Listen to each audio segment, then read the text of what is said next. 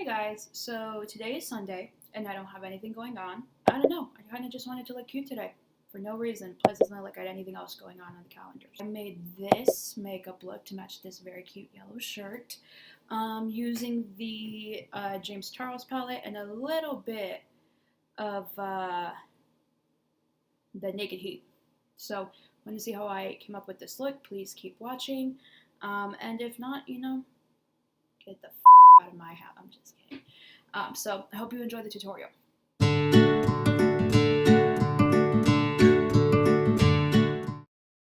So let's get into some narration, shall we? I always start with the eye primer. Honestly, it's what sets the look in place, and it's just so much fun to do all that tapping right onto my eyeball area because it really helps me appreciate just how, like, heavy-handed I can be as I almost poke myself in the eye every single day on a daily basis. So first I use that really light shade from the James Charles palette, and I brush that all over the surface of the eye using a fluffy brush that I usually use for my setting powder. And so I brush that all over to just create a canvas. I think that the shade itself is called canvas, which is such a coincidence, not really. Then I went with this like lightish brown. It's kind of like a tan. I was definitely not expecting it to go onto the skin that dark. For some reason, I thought that it was lighter. But then when we finally got to actually, I don't know why I say we. I think I consider myself royalty, so I use the royal we quite a bit. But it was just me. So I started blending it onto my usual above crease area, not going up to the brow bone. And I realized it was a lot darker than I had remembered it being, like, in my mind's eye. So at this point, I'm pretty sure I was thinking, shit, I don't know if the yellow will show up against that. Oh, and no, I was thinking about lunch. That's what I was thinking about at that moment. Sorry about that. Okay, so here I'm blending in the like matte yellow shade he has in his palette called Tune. I'm not sure if I caught it on camera pointing to that shade. So it's called Tune. It's this like very goldish yellow almost.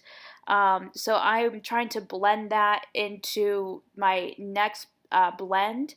But the thing is, the previous color was so dark it didn't show up as well. And now I'm taking that very, very white shade and kind of just sweeping it across the eye. No cut crease or anything because I was trying to go for just a very natural matte look, something that I could wear to pick up my groceries, and that was it. But then I realized, wait, this is me we're talking about. If I don't have some kind of shimmer on my eye, I will die. And so I had to go back in with the shimmer, or else the curse of grandparents past and, all that stuff that I have in my past, I would probably just like keel over from not having a shimmer on my eye. So, I had to go back in with this very light shimmery shade that I don't know the name of either. And part of me keeps thinking, you really can't just go grab the palette and look at the names. But then another part of me is like, but I'm really comfortable just sitting here on the couch, not moving. And so, yeah, for some reason, I didn't catch on to the fact that the one light was lighter than the other. Does that make sense? So, or the one eye was brighter than the other. So when I look straight into the camera now that I'm watching the video, I'm thinking, man, I can't tell what's even and what's not even. But I hear it's a common problem, so I'm not feeling too bad about it. So I'm using the Naked Heat here with a kind of darkish shade, but not too dark, because what I cut out was about 5 minutes of me just swatching a bunch of different dark browns from different palettes I own, because I wanted something that was kind of dark, but not too incredibly dark, because this was, remember, supposed to be a pretty matte shade. So I ended up going with whatever color I pointed there on the Naked Heat palette. I'll be sure to put it in the description below. And you see that I'm kind of tapping that color into place on the outside of my eye. You can see a shit ton of fallout there below the eye. That happens every single time, no matter what like palette color it is. For whatever reason, the angle, it might be the angle I hold the brush or something, but when I'm done with that eye, there's just like a dark circle right there. And then I do this eye, there's never any fallout. But you see that I'm kind of just tapping and swiping in a little bit. I'm not doing a ton of brushing there. Here I'm using my new Peter Thomas Roth. I think that's the brand. I always get those three names confused, honestly. But it's called Skin to Die For. It's a pore-fection type primer, and it's supposed to just blend in all of your pores and all of, because for oily people, our pores are just constantly working overtime to keep us looking super shiny and gross. So you see that I am doing a ton of blending with this. I am making sure that it's worked into the skin very well. And I promise you, for every 2 seconds you see here, there was 20 of that on the video. Now I'm putting on my actual foundation, which is from the Urban Decay All Nighter line. It's a pretty heavy foundation, so if you are into something like light and buildable, like their Naked collection, this is not for you. But if you have giant pores, this is for you, because I promise you, if you try the Naked collection, but you have big pores like me, it will look awful. I know this from firsthand experience because I tried their Naked collection and it looked bad enough that I was like, I think I might never want to do makeup again. So here's the thing. You see that I start out on my cheek. I press a bunch into place there. And then I take that initial clump and just start blending in different directions with the sponge. So I blend across the cheeks, up into the forehead, down to the chin, along the nose. I try to make sure that every single part of the face is covered adequately and that there are no lines in the foundation. So that's why you see me tapping so much. Again, this is something like what I said before at the primer. I actually cut out some of the shots of me tapping in my foundation because it took a solid like 5 minutes. And you think, Laura, that's too much time to take on your makeup. I mean, usually yes, and I'd be a little more like rushing, but that day I literally just had the grocery store in mind, and I had to go pick up something from, like, I think it was Lane Bryant or something, I can't remember. So I wasn't as much in a rush. So I took my sweet time making sure to tap in the foundation, make sure there are no lines or clumps or anything. And you'll see that I actually go over and repeat pretty much every part of the face because I have that initial go through where I take that big clump of foundation and spread it out along the skin of the face.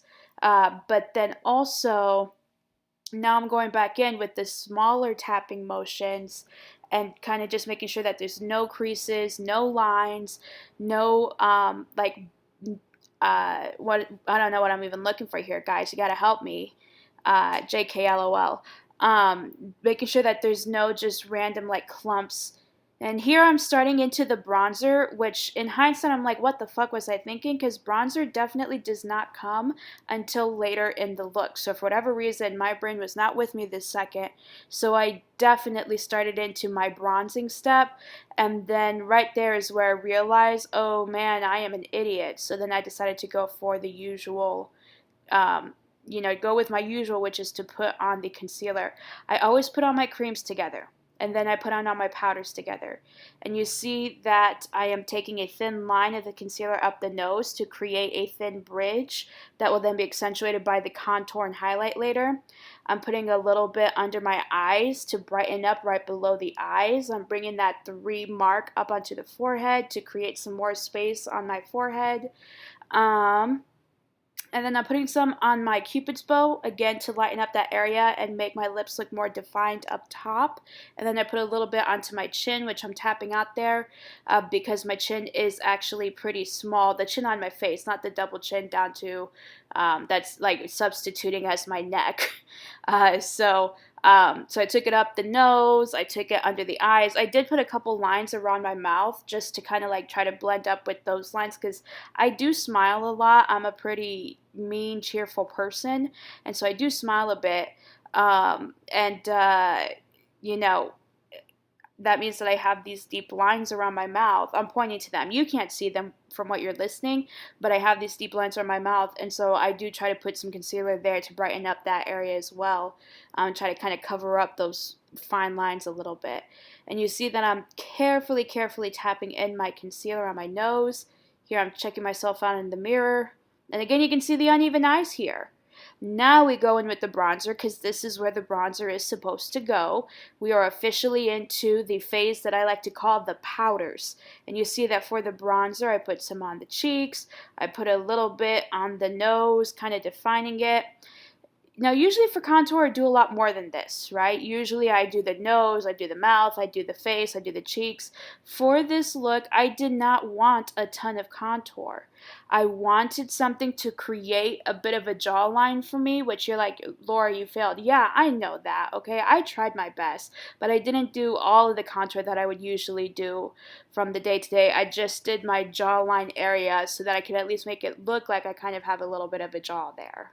Also, you see how far I'm taking it down on the chin? You don't just want a line of demarcation right where your chin goes into your neck. You want to blend it down into your neck so it's very natural. So you do a sharp line right along your jaw like I did, a sharp deep line right there, and then you blend that down to about the middle of your chin. For highlighter, I use the Urban Decay Naked Shimmer illuminator. Now, this brush I'm using, I have two highlighter brushes. I have this brush, and then I have my fan brush, which you'll sometimes see in another video. The difference between the two is this is much more concentrated. The fan brush, it's like what Bob Ross says, you know, like two bristles and some hair or whatever, or some air. With this is very concentrated. It gives me more of a like bright shimmer that pops. With the fan brush, it does like an overall like lightning luminous look. With this brush, it's giving that definite those lines. But you see that even when I'm doing this brush that is kind of created to make those sharp lines, I'm still blending out the shimmer a little bit. So I do along my cheeks, going almost all the way into my nose. I do the bridge of my nose. I do the tip of the nose. And you see those circular motions I'm making with the brush? That is to make sure that I'm not having just one streak of highlight. There are times where I want that for a look, but that was not for today. This is my Ulta lipstick. It's called, I believe, Trailblazer. I'll have a link for it in the description. It's just a very nude looking lip that kind of just gives me a little bit of shimmer there. And then, of course, I have to clean up around the edges just using my fingers. I know some people pull out concealer and stuff. That's not me. Setting spray, setting spray, setting spray, setting spray. I'm kind of surprised I only did it twice in this video. Oh, here we're going into the lashes. So here's the deal with the lashes for this. I had a pair of lashes that I was originally going to use on Danielle. But then we ended up not using Danielle's lashes, or we ended up just keeping Danielle's lashes because she has very long, amazing lashes. So then I took the lashes, and I had already cut them in half for her eye shape when we decided not to do it. So I took the half lashes and decided to use them. And here I think I'm checking my phone for some reason. So then there are the lashes pressed into place. I do have other videos where I give more of an explanation on how to do the lashes, if you want to track those down. Or I'll put a link up top for that. And then here I'm tapping the mascara into place. Essentially what I'm doing here is trying to make my natural lashes match with the black lashes I've just glued on. So I'm not even really pulling on my lashes at this point. I'm just tapping to make them all match. And then I, of course, did the bottom as well there. So here we have the finished product again. You know, I did very subtle today, but I hope you enjoyed the tutorial. Have a blessed day.